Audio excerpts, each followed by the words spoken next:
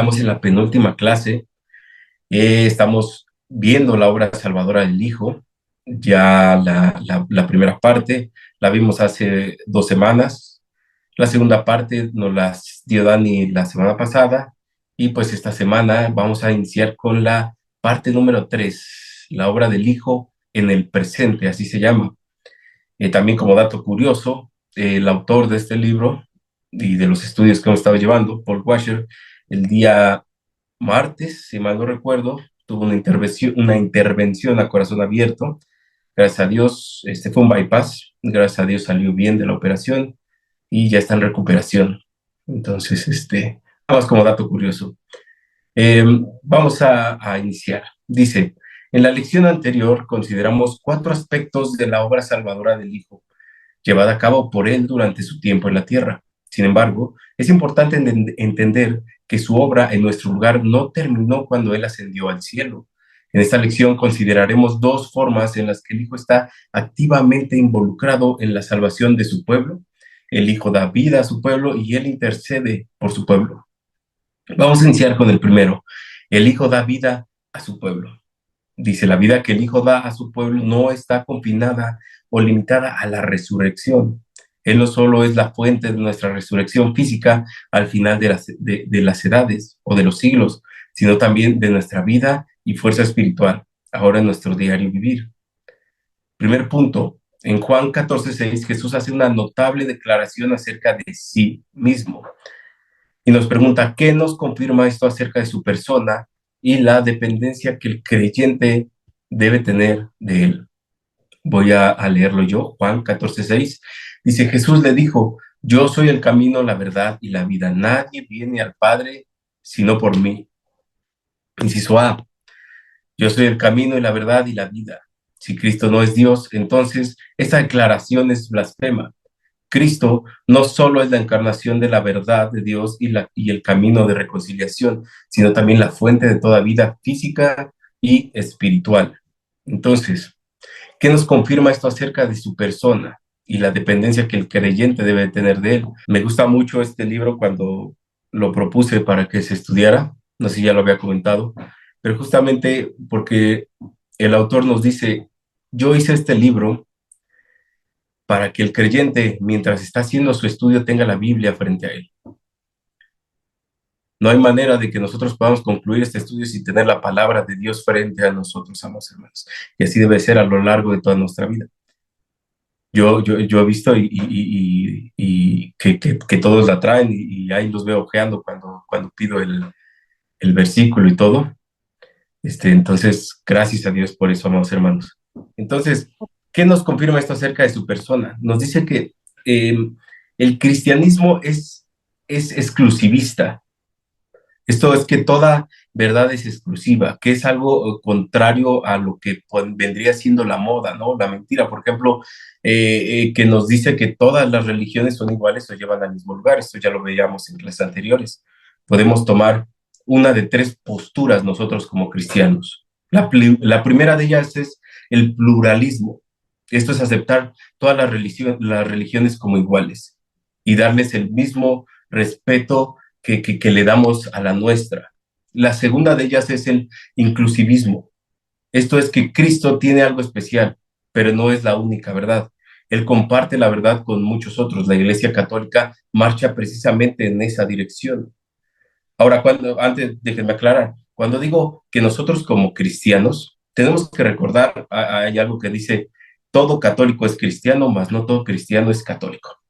Hay muchas ramas de los cristianos, entonces por eso es que hay quien toma este pluralismo, hay quien toma este inclusivismo, como lo acabo de mencionar, que en algunos casos, bueno, no en algunos casos, es la Iglesia Católica, y está el exclusivismo, que creo que nosotros estamos ahí. Cristo es el camino, la verdad y la vida. Un ejemplo es en la física, hay una ley que nos dice que 2 cuerpos no pueden ocupar un mismo lugar en el espacio. Entonces, la fe cristiana es exclusivista porque está en la verdad. El que está en el error puede incluir al cristianismo porque en el error siempre hay espacio para la verdad. Pueden ser los sincretistas, ¿no? Que agarran de todas las religiones. Las religiones no cristianas están plagadas de contradicciones, violando la ley de la no contradicción. Y estas contradicciones, nosotros, voy a verlas rápidamente, son muy sencillas de encontrar si nosotros nos hacemos cuatro preguntas. La primera es, ¿de dónde vengo? ¿Qué es el origen? La segunda, ¿para qué estoy aquí? Ese es el propósito en la vida. ¿Qué es bueno o malo? La moralidad con la que yo me voy a regir. ¿Y para dónde voy? Ahora solo vamos a ver unos ejemplos para no llevarnos toda la clase en esto. La primera pregunta es, ¿de dónde vengo? Por ejemplo, el hinduismo dice que el universo surgió de un huevo cósmico creado por Amavaru, del cual nació Brahma, quien con su mente creó el universo.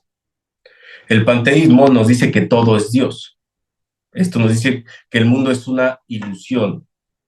Ahora imagínense si el mundo es una ilusión, si yo voy a cruzar la calle, entonces ¿para qué me preocupo si de mirar hacia los dos lados? Sí, es una ilusión. El carro que va a venir y me va a atropellar es una ilusión. Entonces, si notan la contradicción, también dice que el mundo es una extensión de Brahma. Entonces Dios es bueno y malo a un mismo tiempo, limitado e ilimitado, etcétera, ¿no? Y la otra es si Brahma necesita de su creación para estar completo, Dios es un ser dependiente. Pero el cristianismo, contrario a todo esto, nos dice que Dios creó el universo y creó a Adán y a Eva. Y esa caída explica la maldad en el mundo. Nos dice que Dios está conectando a su mundo, pero es independiente de su mundo. Entonces, esa responde la primera pregunta, el origen. Segunda pregunta, ¿para qué estoy aquí? El hinduismo nos dice, si todo es una ilusión, yo no existo. Y si no existo, ¿por qué me hablas de que necesito purificar mi karma? El Islam dice que solo Alá sabe para qué estoy aquí. Alá decide todo de una forma arbitraria y define arbitrariamente cada cosa. Esto no me puede dar una idea clara de para qué yo estoy aquí. Y el cristianismo nos lo dice de esta manera, Efesios 2:10 define nuestro propósito, dice, porque somos hechura suya, creados en Cristo Jesús para hacer buenas obras, las cuales Dios preparó de antemano para que anduviéramos en ellas. Agustín de Hipona dice, oh Dios, nuestras almas estarán inquietas hasta que descansen en ti. Otro ejemplo más es el pastor Miguel Núñez también dice, si el día de hoy el Señor me lleva a su lado, qué padre, porque lo dice de esta manera, o sea, si yo viviera sin propósito, o sea, si me quedara aquí, sin ese propósito para glorificar a Dios, qué horrible quedarme en la tierra, ¿no? Mejor, si ya el Señor me llama es porque ya cumplí mi propósito aquí en la tierra. Tercera pregunta, ¿qué es bueno o malo? El Islam dice que Alá define arbitrariamente lo que es bueno o malo. Es una religión fatalista. Apenas nos contaba mi vecino, su papá pertenece al Islam y dice que ellos, por ejemplo, morir sacrificándose en una bomba y todo esto, yendo pues, literal, sacrificarse, no explotar ahí al lado de alguien, para ellos ya es llegar al cielo. Es prácticamente como los vikingos, ¿no? Llegar al Valhalla y seguir ahí peleando y todo. Entonces está muy tremendo. El budismo dice, una de las ideas es hacer bien a todo el mundo, pero ¿quién define lo que es bueno? En el budismo no hay Dios. En el budismo el hombre tiene que pasar por 8 pasos para liberarse del egocentrismo y sin embargo las culturas budistas tienen un sistema de casta que habla de su egocentrismo. Y en el cristianismo lo bueno y lo malo está claramente revelado en su palabra. No hay pierde. Cuarta pregunta, ¿para dónde voy al morir? El hinduismo dice que al final de tu purificación te harás uno con Dios. La contradicción es que solo soy una ilusión y si soy una extensión de Brahma, Brahma es malo y bueno a un tiempo porque yo estaba purificando, porque yo estaba purificando mi karma a través de estas múltiples reencarnaciones, ¿no? El budismo dice que para qué pasar por estos 8 pasos si al final de mi vida no hay un juicio, ni hay nada más allá. Algunos creen en la reencarnación y otros en lo que reencarnas son nuestros deseos. Y el Islam, sí hay un Dios, hay un cielo y un infierno, y al final se sopesarán tus obras buenas y malas, y así te salvarás. La contradicción es que pues no está claro lo que es bueno y lo que es malo. Y también está esta parte que les decía, ¿no? O sea, si tú vas y te sacrificas con una bomba matando israelíes, pues ya eres salvo, ¿no? Imagínense también en su cielo, ¿no? Dice, cada hombre va a tener 70 vírgenes, o 66, algo así, no me acuerdo. ¿Y las mujeres? ¿Cuántos hombres vírgenes van a tener? No, no me imagino de eso. ¿Cuáles son? Son muchas contradicciones, ¿no? Entonces, el cristianismo nos dice en 2 Corintios 5:10, porque todos nosotros debemos comparecer ante el tribunal de Cristo, para que cada uno sea recompensado por sus hechos estando en el cuerpo, de acuerdo con lo que hizo, sea bueno o sea malo. Entonces, ¿cómo responde el cristianismo a las 4 preguntas que les acabo de mencionar? ¿De dónde vengo? Ese es el origen. Nosotros fuimos creados por Dios. Lo encontramos en Génesis. Y luego, ¿para qué estoy aquí? Ese es nuestro propósito. Es el versículo que les acabo de leer de Efesios. ¿Qué es bueno y qué es malo? La moralidad está revelada completamente en su palabra. Y podríamos resumirla en los 10 mandamientos y en la ley que Cristo nos dio, ¿no? Ama a Dios y a tu prójimo como a ti mismo. Y la cuarta, ¿para dónde voy? Nuestro destino es el cielo contra el infierno. Entonces, Jesús es el camino, la verdad y la vida. Esto los puse como comparación. Muchas veces creo que va a llegar un momento donde nos hagan preguntas o algo y tenemos que estar, todos estamos llamados a hacer apologética, pues, a defender nuestra fe. Entonces, por eso es que mencioné esto, ¿no? Como dato de que Cristo es el camino, la verdad y la vida, el único. Ahora, segundo punto, nos dice en Juan capítulo 15, versículos 1 al 8, Jesús hace una declaración igualmente notable acerca de su persona y la relación del creyente con él. Dice, lee todo el texto varias veces hasta que estés familiarizado con su contenido y después completa los siguientes ejercicios. Bueno, solo lo vamos a leer una vez para no tomar mucho tiempo. Juan capítulo 15, versículos 1 al 8. ¿Alguien me puede ayudar, por favor? Sí, mi hermano. Gracias. Yo soy la vid verdadera y mi padre es el labrador. Todo pámpano que en mí no lleva fruto lo quitará, y todo aquel que lleva fruto lo limpiará para que lleve más fruto. Ya vosotros estáis limpios por la palabra que os he hablado. Permaneced en mí y yo en vosotros. Como el pámpano no puede llevar fruto por sí mismo si no permanece en la vid, así tampoco vosotros si no permanecéis en mí. Yo soy la vid, vosotros los pámpanos. El que permanece en mí y yo en él, este lleva mucho fruto, porque separados de mí nada podéis hacer. El que en mí no permanece será echado fuera como pámpano y se secará, y los recogen y los echan en el fuego y arden. Si permanecéis en mí y mis palabras permanecen en vosotros, pedid todo lo que quisiereis y os será hecho. En esto es glorificado mi Padre, en que llevéis mucho fruto y seáis así mis discípulos. Muchas gracias, hermana Lore, gracias. Leímos Juan 15, 1 al 8. Primera pregunta. Dice, ¿cómo se refiere Jesús a sí mismo en el versículo 1? ¿Qué nos dice esto acerca de él como la fuente de la vida del creyente? ¿Alguien quiere aportar a esta pregunta? Pues dice, yo soy la vid verdadera y mi padre es el labrador. Esta es la respuesta. Sí, la verdad es que está muy sencilla, ¿verdad?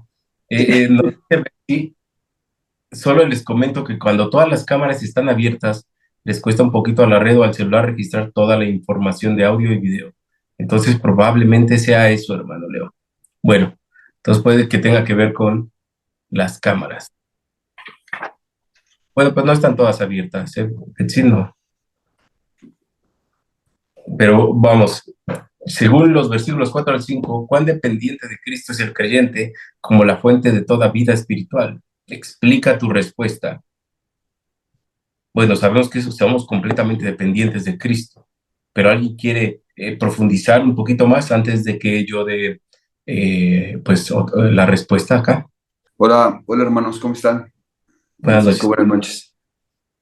Bueno, estos versículos a mí sí me llaman mucho la atención, como comenzaste diciendo, el cristianismo es exclusivista y él siempre está hablando de que él es, no hay otro, no hay otro. Él es la vida y me gusta mucho pensar que dice verdadera. El Señor siempre, por medio de su palabra, nos está enseñando que Él es la verdad, que Él es lo verdadero, que Él es real, que sus promesas son verdades, son reales, se van a cumplir, se están cumpliendo, y que lo que ha prometido, lo que está pidiendo, todo es real. O sea, que nosotros debemos caminar con Él, debemos buscarlo, debemos conocerlo y relacionarnos con Él como en eso, como que es una realidad para nosotros, para nuestra vida.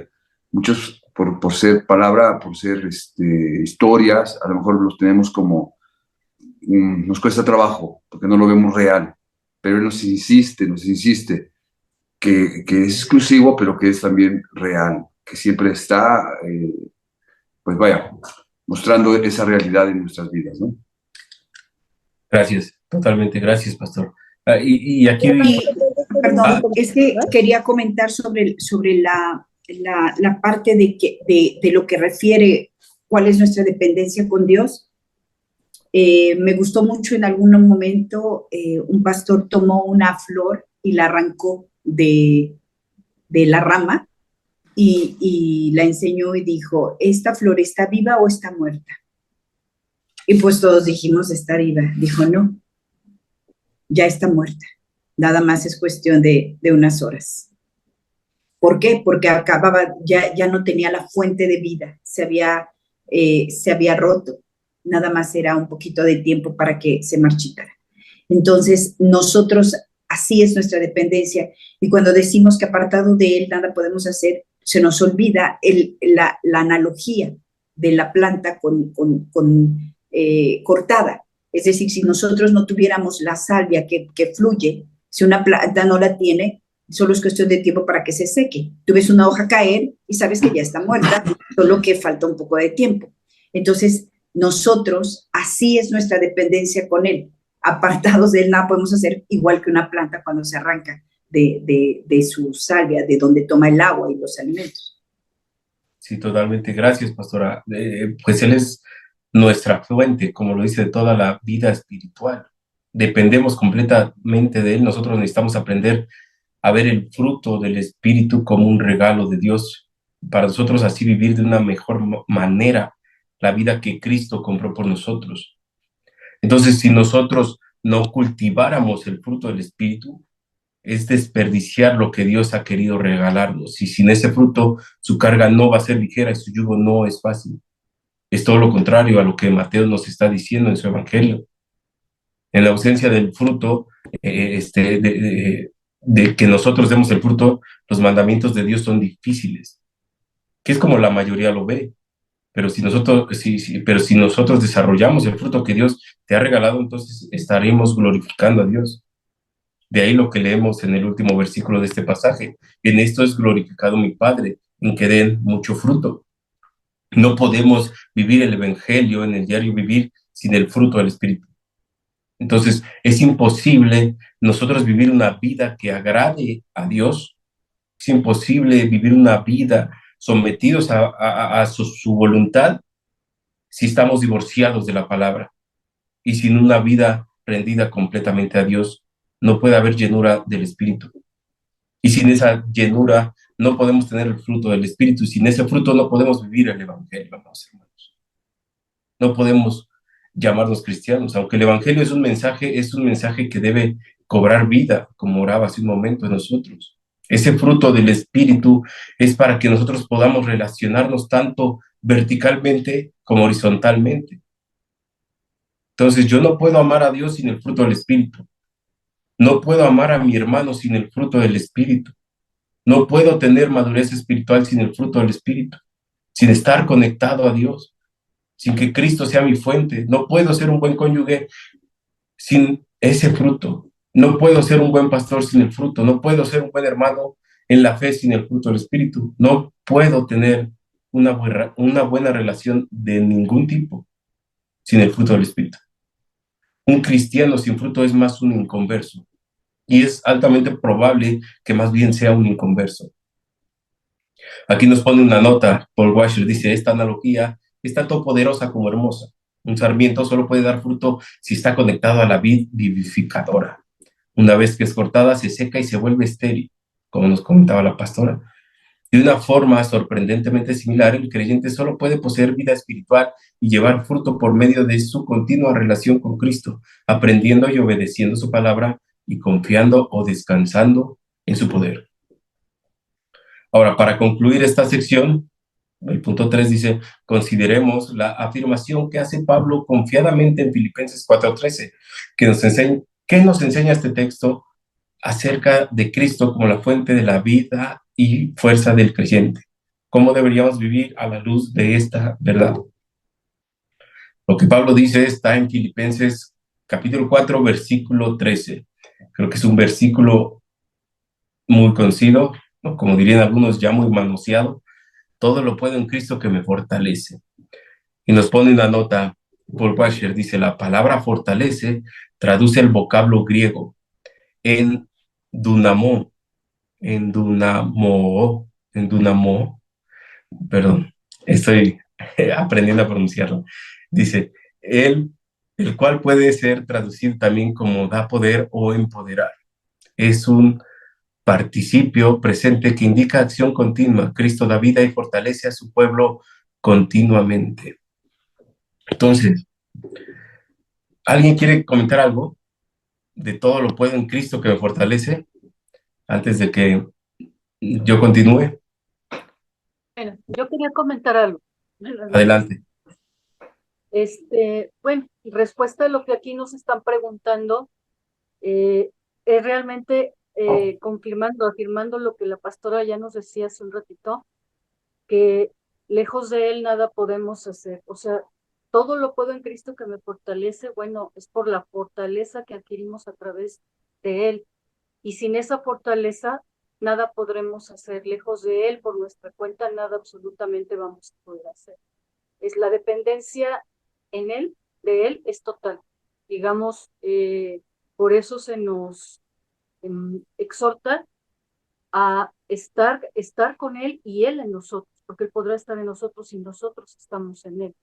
Y será la única manera que podremos tener esa fortaleza de la que el Señor nos habla aquí en Filipenses. Mira esto. Gracias, hermano. Sí, nosotros... Fran, otra cosa importante, y quiero acotar un poquito construyendo sobre lo de mi hermana Lau. Así como podemos decir que él, sin él nada, con él todo, que es lo que es el contraste que hace Filipenses. Claro. Es decir, nosotros tenemos que ser personas entendidas de los todos y de los nadas. O sea, este es el momento de nuestra vida en el conocimiento de Dios en que el manejo del todo y el nada tiene que ser para nosotros absoluto. Es decir, cuando nosotros como creyentes decimos nada puedo apartada de Él, es real. Es decir, no, que no sea para nosotros, no sé, Fran, como una fantasía, como una, ¿cómo se dice?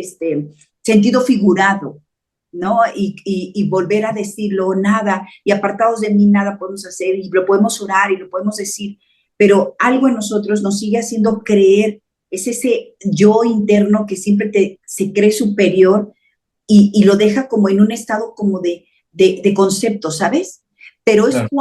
cuando vamos a Filipenses 4:13, cuando decimos todo lo puedo, entonces tengo que partir de que no hay intermedios, porque en el intermedio está el yo, ¿sabes? El yo que a veces falla, pero a veces sí puede, pero a veces no puede. Nosotros tenemos que morir al yo y llegar a esta verdad absoluta y aterrizarla con todo nuestro ser, y que no importa cuánto te sientas fuerte y capaz, tú sepas y sepas declararte a ti mismo, sin Dios nada puedo, y con Él todo lo puedo. Claro, pastora. Nosotros somos discípulos de Cristo y el fruto es espíritu, el fruto del espíritu en nosotros es evidencia. Nosotros pertenecemos al Dios que nos dio su Santo Espíritu y ese fruto es testimonio. Gálatas 5:16 dice, anden por el Espíritu y no cumplirán el deseo de la carne. Entonces, si nosotros Cuando nosotros nos dice que todo lo puedo en Cristo, que me fortalece, implica rendir nuestras mentes, implica rendir nuestro corazón, implica rendir nuestra voluntad al control de Dios. Y ya cuando esta rendición se da, es cuando nosotros cambiamos nuestra forma de pensar, nuestra forma de hablar, cuando cambiamos nuestra forma de actuar, de valorar a las personas y las circunstancias, de cómo nosotros nos respetamos, de cómo cuidar a los demás, de cómo vemos la vida, inclusive de cómo le exigimos a alguien o le demandamos. Eso cambia, cambia nuestra manera de perdonar o de pedir perdón. Podríamos decir que nos empodera para hacer morir los deseos de la carne, nos da poder para sofocar la carne. Eso es todo lo puedo en Cristo que me fortalece. Entonces, vamos a pasar al siguiente punto. Dice, el Hijo intercede por su pueblo. Paul Washer nos pone, habiendo ascendido a la diestra de Dios, Cristo actúa como el abogado de su pueblo y vive perpetuamente para interceder por ellos ante el trono de Dios. La continua intercesión de Cristo por su pueblo no significa que Él está de rodillas delante del trono de Dios suplicando misericordia a nuestro favor, sino que intercede como aquel que está sentado a la misma diestra de Dios, como aquel que es omnisciente y conoce cada necesidad de su pueblo, como aquel que tiene toda autoridad para hablar a favor de ellos y como aquel que anula toda acusación contra ellos. 1 Juan capítulo 2, versículos 1 al 2. Dice, es uno de los textos más importantes en toda la Escritura acerca de la obra del Hijo como nuestro abogado. Lee el texto hasta que estés familiarizado con su contenido y después escribe tus ideas sobre estas verdades reveladas. Primera de Juan, capítulo 2, versículos 1 al 2. El que lo tenga a la mano, por favor. Hijitos míos, estas cosas os escribo para que no pequéis. Y si alguno hubiere pecado, abogado tenemos para con el Padre, a Jesucristo el justo. Y Él es la propiciación por nuestros pecados, y no solamente por los nuestros, sino también por los de todo el mundo. Gracias, hermana Clau. ¿Desea, hermana Clau, poner alguna idea acerca de esto? Sobre estas verdades que nos revela. Bueno, que obviamente nosotros no debemos de pecar, pero si acaso nos llegamos a resbalar, pues Jesucristo va a estar delante del Padre, pues como nuestro abogado, velando por nosotros ante el Padre. Claro, nosotros no debemos de pensar que como Dios perdona nuestros pecados, entonces estos pecados son de poca importancia, porque es todo lo contrario. Los creyentes no debemos de vivir en pecado continuo. Cuando Juan escribe esto, lo escribe preocupado por lo que los falsos maestros pudieran llegar a causar en los cristianos de aquel entonces, y les dice que no vivan como ellos. Pero si aún así llegaran a desviarse, a pecar, entonces Jesús es nuestro abogado delante de Dios. Él garantizó el perdón que está arraigado en la fidelidad y la justicia de Dios. Eso es porque Jesús satisface esa justicia de Dios, como hemos estado aprendiendo. Y ese perdón es para todos, para toda nación, tribu y lengua, como dice la palabra. Paul Washer lo escribe. Perdón que te interrumpa, Fran, perdón, pero quería hacer una acotación al comentario que hizo mi hermana Klaus. Dice, por si alguno de nosotros en algún momento, no, es que lo hacemos, o sea, es un hecho, o sea, fallamos. Más bien debemos saber que está ahí porque fallamos. No queremos hacerlo, no es una práctica, no es como el pecado del que nos libró, ya no practicamos el pecado, pero fallamos. A veces decimos por si, ¿no? No, porque fallamos es que él está ahí y eso nos mantiene mucho más agradecidos por tanta misericordia. Claro, claro. Un pastor lo ejemplificaba de esta manera, a ver si ayuda. Tú cuando vemos a los niños, ¿no? Están en el lodo y se ensucian tantito. Y dicen, pues ya me ensucié, ¿qué más da? Y van y se avientan y se meten todo. Hagan de cuenta que nosotros estamos con ese niño. Y como dice la pastora, No es que en algún momento, es que lo hacemos, pecamos, pero no porque ya nos ensuciamos, nos vamos a aventar completamente, no nos vamos a ir como gorda en tobogán. Para eso tenemos al Espíritu, para que evitemos seguir ensuciándonos. Entonces, Paul Washer nos pone una nota. El hecho de que tenemos un abogado ante el Padre no nos debería hacer apáticos acerca de la santidad o descuidados acerca del pecado. Como decía, hay quien lo decía, no me acuerdo, pero justo decía, entre más conozco a Dios, me doy cuenta que tan poco santo soy. Y eso es importante, amados hermanos. Si nosotros nos estamos dando cuenta qué tan pecadores somos, qué tan alejados estamos de la santidad de Dios, entonces nos vamos a dar cuenta que solos no podemos. Y ahí es donde está Cristo. Continúa, por el contrario, debería motivarnos a la obediencia por causa de la gran obra que el Hijo ha llevado a cabo por nosotros. Sin embargo, el cristiano más maduro todavía está sujeto a la debilidad moral y al pecado. Por lo tanto, tener un abogado para con el Padre es nuestro gran consuelo. La palabra abogado traduce el vocablo griego parácletos, el cual denota a un ayudador o uno que es llamado para que hable en lugar de otro. La palabra propiciación traduce el vocablo griego hilasmos, el cual significa apaciguamiento o satisfacción. Se refiere al sacrificio ofrecido para apaciguar a la parte ofendida. El Hijo es la propiciación por nuestros pecados en el sentido de que ofreció su vida en nuestro lugar como un sacrificio por nuestro pecado. Su sacrificio satisfizo las demandas de la justicia de Dios en contra nuestra y apaciguó su ira. El Hijo puede ser nuestro abogado y defensor porque Él mismo ha pagado por nuestros pecados. Creo que lo deja muy claro en su nota. A veces me pregunto cuando estoy haciendo estas clases y pone sus notas por Washer, digo, ¿para qué nos pides la pregunta si ya la respondes en tus notas aquí? Lo hace más complicado, pero bueno, nos obliga a leer más la palabra y adentrarnos más. Segunda pregunta, dice, en Romanos capítulo 8, versículos 33 al 34, encontramos otro texto importante acerca del ministerio de intercesión del Hijo. Según estos versículos, ¿cuál es el resultado de su obra salvadora e intercesión? Romanos 8, 33 a 34. Quien guste. Si quieres, lo leo, Frank. Por favor, ¿Sí? por favor. Dice, ¿quién acusará a los escogidos de Dios? Dios es el que justifica. ¿Quién es el que condenará? Cristo es el que murió, más aún, el que también resucitó, el que además está a la diestra de Dios, el que también intercede por nosotros. Muchas gracias, hermana Lore. Nos ponen la nota. Las preguntas, ¿quién acusará a los escogidos de Dios y quién es el que condena? Son exactamente la misma pregunta. Es como si Dios estuviera haciendo un desafío a todo ser en el universo, incluyendo a Satanás mismo.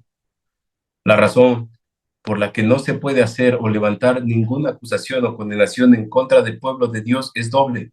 Número uno, Dios ha justificado a su pueblo o le ha dado un estatus legal perfecto ante él. Esto fue logrado por medio de la vida perfecta que el Hijo vivió y la muerte que murió en lugar de su pueblo. Y dos, el Hijo ahora se sienta a la diestra de Dios el Padre como el intercesor y defensor de su pueblo. Entonces, la razón por la que nadie puede acusarnos es porque Dios nos justifica. Y un versículo antes, en el versículo 32, dice, el que no negó ni a su propio Hijo, sino que lo entregó por todos nosotros. Dios ya hizo el trabajo difícil al enviar a su Hijo y nos dice que además está sentado a la diestra del Padre, que resucitó y ora por nosotros, y a través de esas oraciones Cristo actúa como nuestro abogado defensor. Pregunta número 3. En Hebreos 7, 23 al 25 dice, las Escrituras describen no solo el poder y eficacia del ministerio de intercesión del Hijo, sino también su permanencia.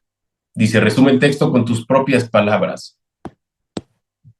Lo voy a leer yo y le voy a pedir a alguien, mientras lo leo, si quiere irse adelantando, que lo resuma con sus propias palabras. Dice, los sacerdotes anteriores eran más numerosos, perdón, nuevamente, los sacerdotes anteriores eran más numerosos porque la muerte les impedía continuar.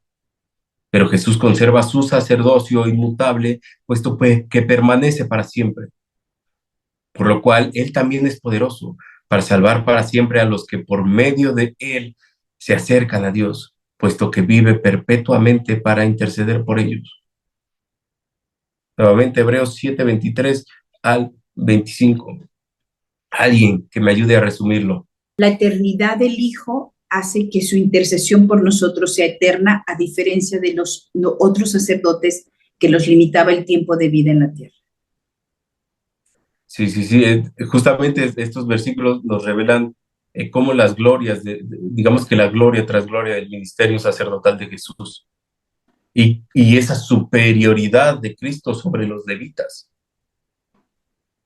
que su vida se acababa. Los sacerdotes levíticos, sujetos por la muerte, no podían representar a un ministerio que sigue durando toda la eternidad. De hecho, ni siquiera podían expiar los pecados del pueblo sin hacer primeramente expiación por los suyos propios. Además de que, como hemos aprendido, los sacrificios ofrecidos por ellos debían llevarse a cabo una y otra vez y otra vez y otra vez, porque procedían de la sangre de toros, cabras y corderos. Sin embargo, Jesús se ofreció a sí mismo, derramó su propia sangre para el perdón de los pecados, no tuvo que expiar primero sus transgresiones, porque vivió una vida perfecta según la ley.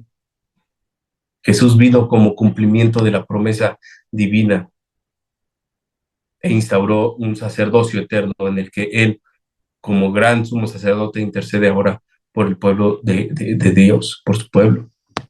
Nos pone una nota. Este texto necesita poca explicación. Por el poder de la vida interminable de Cristo, Él puede salvar para siempre a los que por medio suyo se acercan a Dios. Les digo que la pone difícil. ¿Para qué pone esas notas? Pregunta 4. Dice, aunque las escrituras... perdón, adelante. Tantito, perdón, antes de que te vayas de esta. Ha estado insistiendo la palabra en que Él viene a interceder por los que se acercan, los que se dependen, los que se entregan, los que han creído en Él. Entonces, pues, desde el principio yo me he estado dando cuenta como lo has mencionado. O sea, el fruto del Espíritu Santo que Él viene a darnos, a los que lo buscan, a los que lo reciben, a los que lo quieren. En Juan 1:11 dice la palabra que a lo suyo vino a salvar, a lo suyo vino a salvarnos, mas los suyos no lo recibieron, mas a todos los que le recibieron les dio potestad de ser hechos hijos de Dios. O sea, nos adoptó como hijos. Pero dice que es esa parte que nosotros tenemos que hacer, que es depender, que es entregarnos, que es creerle al Señor, que es caminar en Él, que es acercarnos a Él por medio de la obra de Cristo, para poder recibir. Y Él está dando, siempre va a estar dando y bendiciendo y llenando nuestras vidas, fortaleza, vida, todo nos da Él. ¿Por medio de qué? De acercarnos a Él. Esto me gustó, quería comentarlo. Sí, muchas gracias, pastor. Muchas gracias. Y creo que es de suma importancia saber qué es eso, acercarnos a Él, porque Él es la fuente. Como nos comentaba la pastora, si estamos cortados, separados, no nos va a nutrir esa fuente. Recuerdo que a mí me decía un profesor en la universidad de ingeniería de materiales, y me decía, yo como maestro lo que puedo hacer es acercarlos a la fuente, pero si ustedes no quieren beber, yo no los puedo obligar a beber. Entonces, los pastores, la palabra de Dios nos está acercando a Él. Necesitamos beber de esa fuente para nosotros poder nutrirnos, para poder generar ese fruto.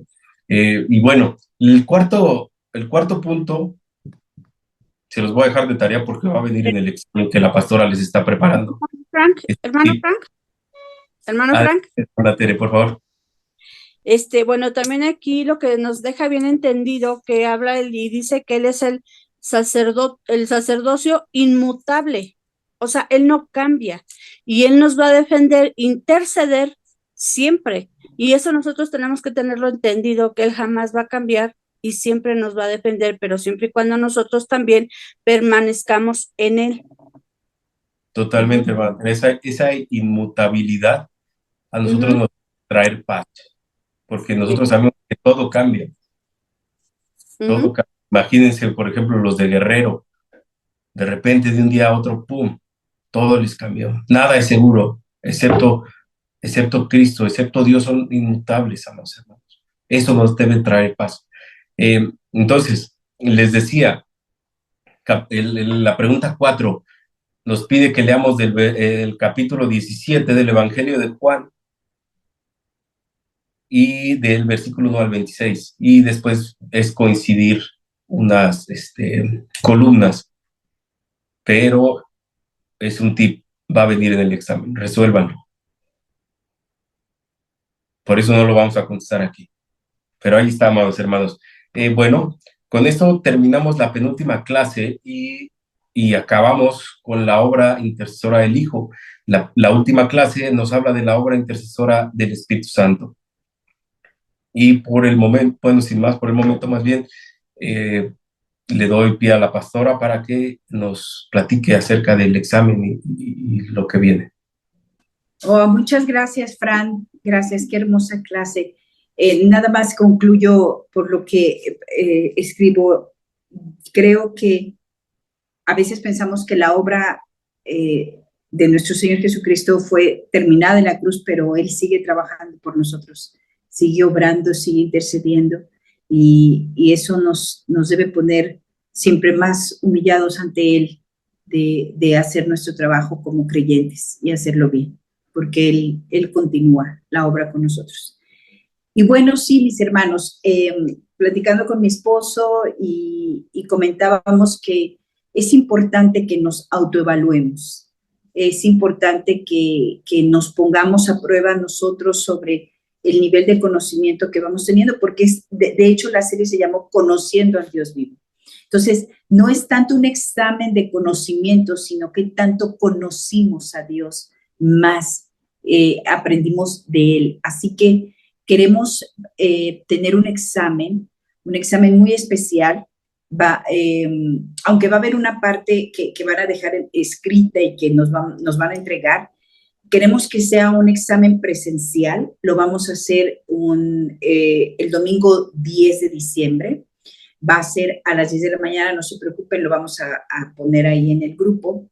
Va a ser a las 10 de la mañana, a la hora que tenemos nuestras clases. Nos vamos a reunir a tener este examen. Es un examen, van a ser preguntas abiertas primero todos juntos y después va a ser un examen muy especial. No se preocupen, es solamente con que ustedes revisen un poquito sus clases y tomen algunas notas sobre los nombres de Dios, el carácter de Dios. Vaya, que recuerden que es el Dios nuestro, tenemos que conocerlo y tenemos que saber describirlo a otros.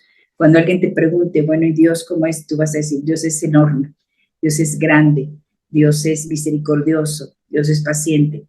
Lo que sí es que va a ser importante que de cada rasgo de su carácter o cualquiera de las características tengan claro un versículo con el cual puedan, como dijo Fran, hacer apologética. Es decir, como dice la palabra, y eso sí lo vamos a requerir, como dice la palabra en tal y tal, y poderlo citar.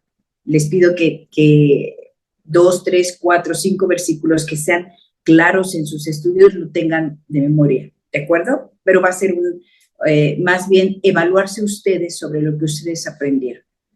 Por ejemplo, una parte del examen quizá va a ser, escribe 10 rasgos de carácter de Dios que hoy conoces y cita en donde se perfila así, por ejemplo. Y eso es un examen en el que tú vas a decir lo que aprendiste, lo que sabes y lo vas a dejar escrito. Es más o menos de ese tipo. No van a ser preguntas como tales. Las preguntas van a ser abiertas y va a ser un comentario que lo vamos a hacer todos. Nos vamos a ver físicamente y vamos a formar nuestro grupo para el siguiente nivel, que va a ser en enero, y y sí va a ser un poquito más exclusivo el grupo. Vamos a tener un poquito más de normas, cierto tipo de asistencias para poder crecer en el conocimiento. Digo, cualquier institución lo hace y nosotros lo vamos a hacer igual. Necesitamos esforzarnos un poco más en el conocimiento. ¿De acuerdo? Eso es todo. Entonces, a lo largo de diciembre, Fran, mi esposo, Pau y yo nos vamos a dedicar a buscar el material para que todos lo tengan. Lo estamos buscando para que todos lo tengan. Entonces, a tiempo lo van a tener en sus manos. Muchas gracias por permanecer. Todavía nos falta una clase y queremos que no falte nadie, por favor. La permanencia, acabamos de leer un versículo precisamente donde el rasgo fundamental es que es una intercesión permanente, eterna, en todo tiempo, y creo que sería un muy buen principio decir, yo quiero aprender esos rasgos de mi Señor y ser permanente, y si digo sí, que sea así, e insistir. Y fíjense, le decía a mi esposo esta mañana que Dios nos ha dado fuerzas a todo, y como dijo Fran, nos dio su espíritu, que no es cualquier cosa. Imagínate, el espíritu que hizo resucitar a Jesús de los muertos. Si nosotros no usamos la fuerza, esta nuestra fuerza, en los negocios de nuestro Padre, el enemigo de Dios va a tomar nuestra fuerza para sus negocios. Entonces, intencionalmente tenemos que hacer lo que nos toca y hacerlo con intención, porque si no, nuestra fuerza se está yendo hacia otro lado. Así que esforcémonos en la gracia y esforcémonos en desarrollar nuestros dones y crecer. Gracias, hermanos lindos, que tengan una preciosa noche. Voy a orar, Fran, si me permites, para terminar. Señor, te doy gracias por esta noche, que es casi la culminación de muchas noches de esfuerzo. Te doy gracias, Dios, porque mis hermanos y todos llegamos cansados y, sin embargo, Dios, tu palabra y tu conocimiento nos vuelve a unir y nos fortalece, y abrías nuestros ojos y abriste nuestro entendimiento. Y cuando parecía que no había fuerzas, tú las hallaste, Dios. Gracias por darnos de ti, por darnos el tiempo y la intención de aprender y conocerte, y que tú te has revelado a nuestras vidas. Te ruego, Señor, que des a mis hermanos un descanso reparador, que todo lo que hayan propuesto hacer este día se haya completado, y que seas tú, Señor, lo primero en el día de mañana y todos los días de nuestras vidas. Muchas gracias, en el nombre precioso de Jesús. Amén y amén. Gracias, mis hermanos lindos. Nos vemos mañana en la oración los que puedan, y en la semana que entra terminamos. Buenas noches. Hasta luego. Gracias, Fran.